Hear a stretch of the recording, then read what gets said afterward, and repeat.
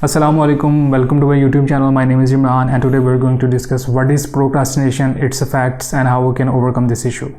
हम सबकी लाइफ में बहुत से शॉर्ट और लॉन्ग टर्म्स गोल्स होते हैं या बहुत से इंपॉर्टेंट काम होते हैं जिनको हमें हर सूरत में करना होता है, लेकिन इन कामों को टाइमली करने के बजाय हम इन कामों को डिले करते रहते हैं।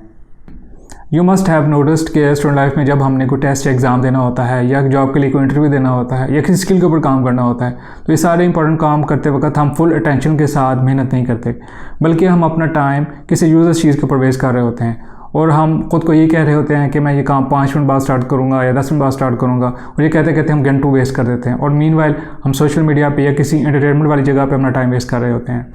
अंदर ही अंदर से हमें ये थॉट्स आता भी रहता है कि मैंने ये इंपॉर्टेंट काम करना है, लेकिन फिर भी हम अपने इंपॉर्टेंट काम को टालते रहते हैं। यहाँ पे आपने एक बात नोटिस की होगी कि जब भी हम कोई काम स्टार्ट करने लगते हैं तो हम खुद को यही कहते हैं कि मैं ये काम थोड़ी देर बाद स्टार्ट करूँगा, शाम को स्टार्ट करूँगा या मैं सुबह स्टार्ट करूँगा, लेकिन कभी भी हम खुद को ये नहीं कहते कि मैं ये काम करने ही नहीं वाला।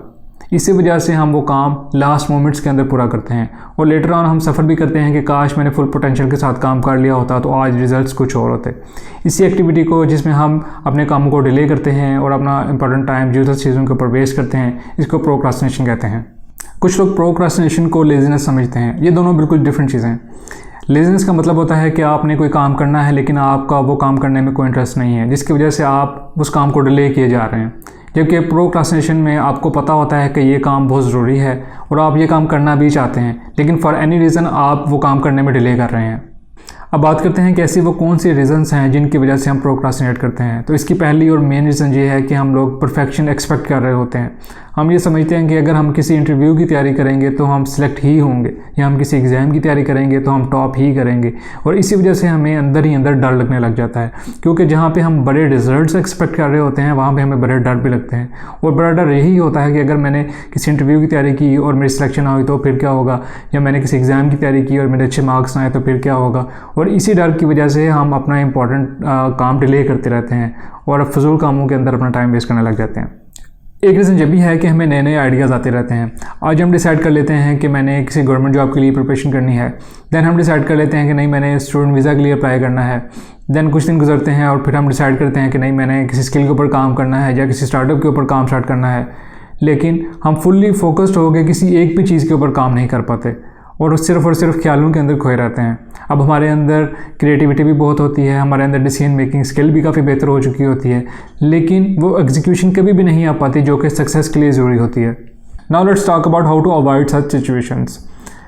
हमारी लाइफ के अंदर फेलियर का होना बहुत ज़रूरी है, क्योंकि जहाँ पे हम फेल होते हैं वहाँ पे हम कहीं ना कहीं थोड़ा सा ग्रो भी करते हैं। This is called growth mindset. अब कुछ लोग ऐसे भी होते हैं जिनका फिक्स्ड माइंडसेट होता है, जहाँ पे वो अपने फेलियर से कुछ भी नहीं सीखते। So the first thing to avoid procrastination is to have growth mindset. अगर ग्रोथ माइंडसेट नहीं होगा तो हम लोग कभी भी फुल पोटेंशियल के साथ कोई भी काम नहीं करेंगे, बल्कि हम अपना इंपॉर्टेंट टाइम किसी यूजलेस चीज़ के ऊपर वेस्ट करते रहेंगे। Secondly, we need to set deadlines for our important tasks. जिन कामों के अंदर हम डेडलाइन सेट नहीं करते वो काम हमेशा डिले हो जाते हैं और उन कामों को हम हमेशा वेरी लास्ट मोमेंट्स के अंदर अपने सर से उतारते हैं। तो जब हम लोग डेडलाइन सेट कर लेंगे तो हमें पता होगा कि हमने डेडलाइन से पहले अपना ये काम कंप्लीट करना है। थर्डली, अगर हमें कोई काम स्टार्ट करने में मुश्किल लग रहा है तो हमें चाहिए कि हम उस काम को छोटे छोटे माइलस्टोन्स में डिवाइड कर लें और एक वक्त में एक माइलस्टोन अचीव करें। इस तरह छोटे छोटे स्टेप्स के अंदर वो मुश्किल काम बहुत आसानी से हो जाएगा। Fourth and most important point is professional mindset, जहाँ पे अगर हमने कोई कमिटमेंट की है तो हमने फुल्ली फोकस्ड होकर उस कमिटमेंट को फुलफ़िल भी करना है। प्रोफेशनल्स कभी भी अपने मूड के लिहाज से काम नहीं करते, बल्कि वो अपनी कमिटमेंट के लिहाज से अपने काम को प्रायोरिटी रख के चीज़ों को करते हैं। इसी तरह हमने भी अपने काम को प्रायोरिटी रखना है और अपने काम को कंप्लीट करना है। Now at the end I would must say कि procrastination is a part of process. ऐसा बिल्कुल नहीं है कि हम लोग कुछ गलत कर रहे हैं या हमारे साथ ही कुछ गलत हो रहा है।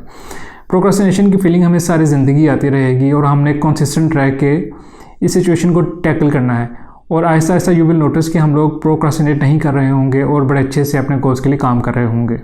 So this is all about today's video. I hope कि ये इन्फॉर्मेशन आपको हेल्प करेगी अपने गोल्स तक पहुँचने में। सी यू नेक्स्ट वीडियो। अल्लाह हाफिज़।